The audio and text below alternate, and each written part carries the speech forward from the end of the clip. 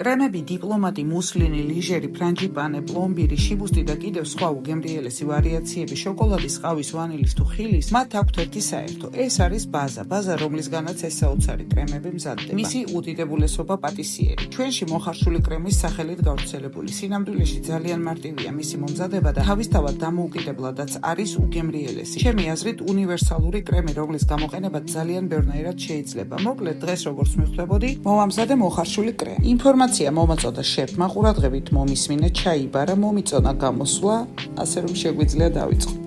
პირველ რიგში დაბალ ცეცხლზე დავდგი რძე, პარალელურად ცალკე თასში კარგად ავთქვიფე კვერცხის გულები, შაქარი, მარილი, დავამატე სიმინდის სახამებელი და ვანი. კიდევ ვთქვიფე ცოტა ხანი ერთიანი მასის მიღებამდე, შემდეგ ნელ-ნელა ჩავამატე ცხელი რძე, პარალელურად განუწყვეტლივ ვურევ, რომ ტემპერატურა თანაბრად გადანაწილდეს და კვერცხის გულები არ მოიხარშოს. შემდეგ ეს მასა დავაბრუნე ცეცხლზე და მივიყვანე ადუღებამდე. მუდმივად სჭირდება მორევა, რომ არ მიიწვას და მასა იყოს ერთიანი. ვადუღე 1-2 წუთი და გავთიშე ცეცხლი. ამის შემდეგ დავამატე კარაქი, კარგად მოურია კარაქის ბოლომდე გადნობამდე და მზა კრემი გასაციებლად გადავიტანე ცალკე თასში. დავაფარე ცელოფანი ისე, რომ მჭიდროდ დაფაროს ზედაპირი და ჟანგბადი არ შეეხოს კრემს. გაციების შემდეგ შეიძლება დაემატოს კარაქი ნაღები ან ორივე ერთდროულად, ათქვეფილი ცილა, შესქელებული რძე ან მოხარშული შესქელებული რძე და კარაქი. მოკლედ იმის მიხედვით, რომელი კრემის მიღება გვინდა. საბოლოოდ ასევე შეიძლება უბრალოდ აითქვიფოს გაგრილებული კრემი, რომ უფრო ფაფუქი სტრუქტურა მიიღოს და ყველანაირი დანამატების გარეშეც არის საოცრად გემრიელი. თუ რომელიმე სახეობის კრემის რეცეპტი გაინტერესებს, დამიწერე კომენტარებში და შევეცდები საუკეთესო რეცეპტი გაგიზიარო.